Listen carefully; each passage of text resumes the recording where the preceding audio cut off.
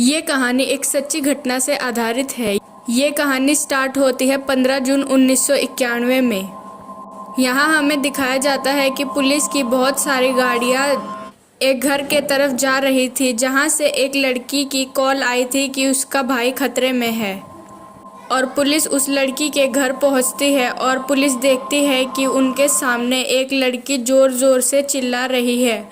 अब यहाँ से कहानी को हम रिवर्स में लेते हैं, यानी कि 3 दिन पहले, जहाँ पर वो लड़की चिल्ला रही थी जिसका नाम वेरोनिका होता है और ये 15 साल की होती है, जो अपने भाई बहन और इसकी मॉम के साथ रहती है। वेरोनिका के फादर की डेथ हो चुकी होती है, इसलिए उसकी मॉम को लेट नाइट तक बार में काम करना पड़ता है ताकि वो अपना घर चला सके। इस वजह से वेरोनिका को ही अपना भाई बहन को संभालना पड़ता है। जब वेरोनिका स्कूल जाती है तब उनकी टीचर उन्हें बताती है कि आज सूर्य ग्रहण है।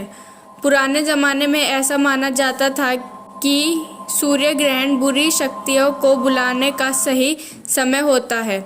उनकी टीचर उनको सूर्य ग्रहण दिखाने के लिए सभी बच्चों को टेरेस पर लेके जाती है, पर वेरोनिका उसकी 2 फ्रेंड के साथ स्कूल के बेसमेंट में चली जाती है।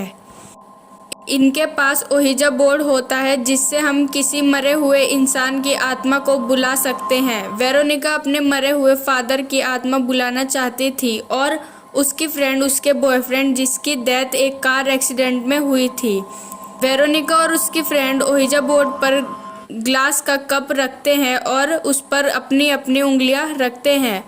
बाहर सूर्य ग्रहण शुरू हो जाता है और इसकी वजह से उसकी फ्रेंड उस कप पर से उंगली हटा देती है, लेकिन वेरोनिका की उंगली उस कप पर ही रहती है। कप गर्म होने की वजह से कप टूट जाता है और फिर उसकी उंगली कट जाती है और ओहिजा बोर्ड पर उसका खून गिर जाता है, जिससे ओहिजा बोर्ड में आग लग जाती है। और तब वेरोनिका कुछ कुछ बोल रही होती है। तब वेरोनिका उसकी फ्रेंड के कान में कुछ बोलती है तो उसकी फ्रेंड डर जाती है।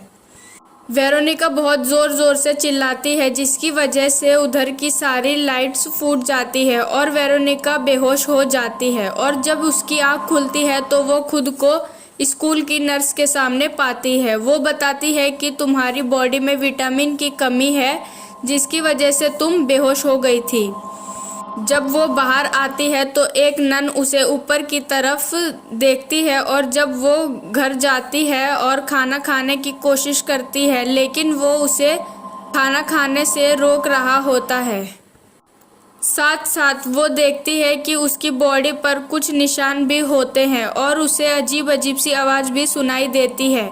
वो जब अपने भाई को नहला रही होती है तब उसे बाहर से कुछ आवाज़ आती है, तो वो बाहर रूम में जाती है तो लैंप की लाइट जल बुझ रही थी और दरवाज़ा अपने आप बंद हो जाता है। वो कैसे ना कैसे करके बाहर आ जाती है और वो देखती है कि बाथटब का पानी बहुत गर्म हो जाता है, जिसकी वजह से उसके भाई की बॉडी पर रैशेस हो जाते हैं और वो अपने भाई से माफ़ी मांगती है।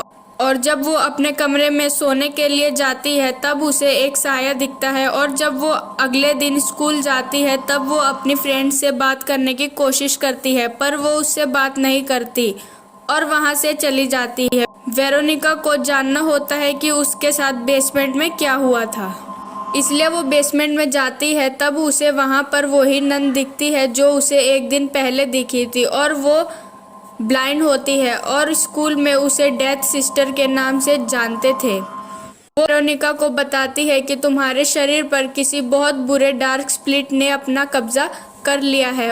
वो उस बुरे साये को उसके शरीर से बाहर निकालने की भी कोशिश करती है, लेकिन ऐसा नहीं होता। वो बताती है कि तुम्हें जहाँ से शुरू किया था वैसे ही ख़त्म करना होगा।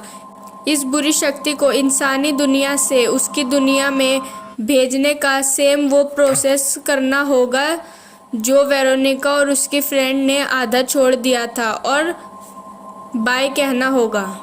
और वो उसे बताती है कि तुम्हें अपनी फैमिली का ध्यान रखना होगा। वो जल्दी से अपने घर जाती है, पूरे घर में पवित्र निशान बना देती है ताकि वो बुरी शक्ति उसकी फैमिली को चोट ना पहुंचा सके। और तब उसे उसके घर में परछाई दिखती है और जैसे वो आगे बढ़ती है उधर ऐसे बहुत सारे साए होते हैं और वो परछाई उसे पवित्र निशान को भी नष्ट कर देती है और उसके भाई पर हमला करने की भी कोशिश करता है। उसके भाई को वो बचा लेती है और बहुत डर जाती है। वो क्रॉस का साइन लेकर अपने भाई बहन के साथ खड़ी हो जाती है और तभी दरवाजे से कोई परछाई घर के अंदर आती है और वो उनकी मॉम होती है जो अपनी जॉब से घर आती है और वो वेरोनिका को ये सब करने से डांटती है कि तुम ये सब करके इनको डरा रही हो। उसकी मॉम को इस बात का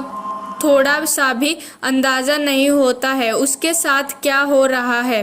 वेरोनिका अपने रूम में जाकर सो जाती है और उसे बहुत बुरे सपने आते हैं और तभी उसकी ब्लीडिंग स्टार्ट हो जाती है और वो उठकर बाहर जाती है। जब अंदर आती है तो उसके बेड पर ब्लड के निशान होते हैं, यानी कि वो उसके फर्स्ट पीरियड्स थे क्योंकि उसकी एज सिर्फ 15 साल की थी। वो बेड से ब्लड के निशान हटाने की भी कोशिश करती है और जब वो मैट्रेस को उठाकर देखती है तो उस पर जलने के निशान होते हैं और फिर वो अपने भाई बहन के रूम में जाकर मैट्रेस को चेक करती है तो उस पर भी जलने के निशान होते हैं।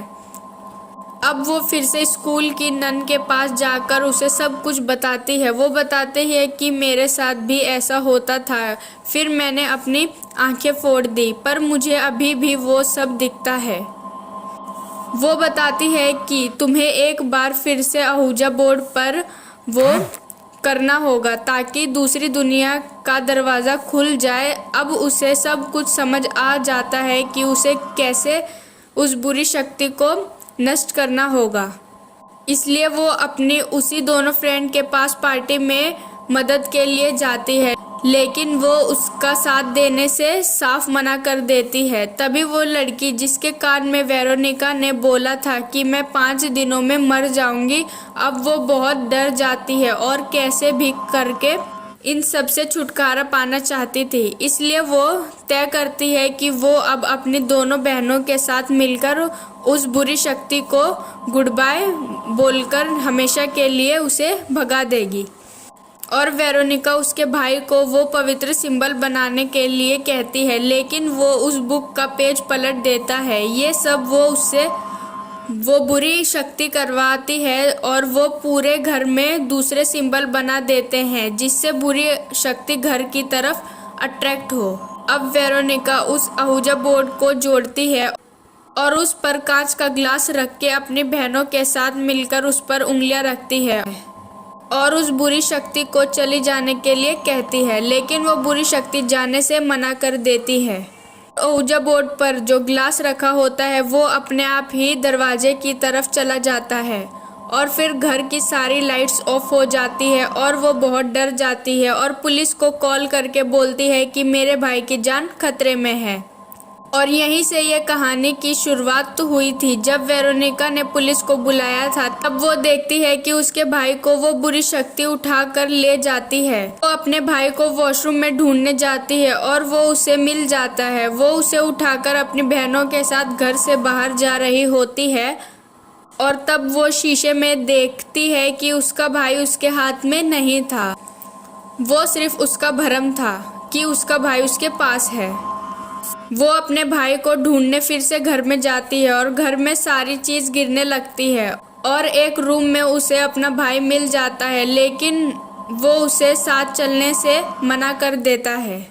तभी वेरोनिका टूटे शीशे में देखती है, उसे दूसरी तरफ एक काला साया दिखता है और उसे पता चल जाता है कि जो कुछ भी हो रहा है वो इसी बुरे साये की वजह से हो रहा है। इसलिए उसे पता चलता है कि जब तक वो खुद को नहीं मारेगी तब तक वो बुरा साया उसकी फैमिली का पीछा नहीं छोड़ेगा।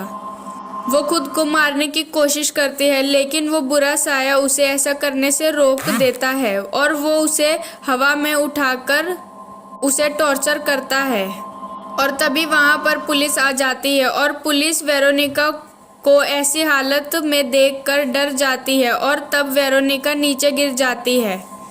फिर उसे हॉस्पिटल लेकर जाया जाता है और घर में डिटेक्टिव इन्वेस्टिगेशन कर रहा होता है। उसे वेरोनिका की तस्वीर दिखती है और उसमें खुद ही आग लगने लग जाती है और तभी खबर आती है कि वेरोनिका मर गई। डिटेक्टिव को इस बारे में कुछ पता नहीं होता और उसे 5 सालों तक समझ नहीं आता कि इस केस को कैसे एक्सप्लेन करे। फिर साल बाद वो इस केस को पैरानॉर्मल केस कहकर इस फाइल को बंद कर देता है और इसी केस की फाइल पर इस फिल्म को बनाया गया है। ये एक सच्ची कहानी वेरोनिका की थी। तो अगर वीडियो पसंद आई तो लाइक, कमेंट, शेयर ज़रूर करें और चैनल को सब्सक्राइब करें। Thank you for watching.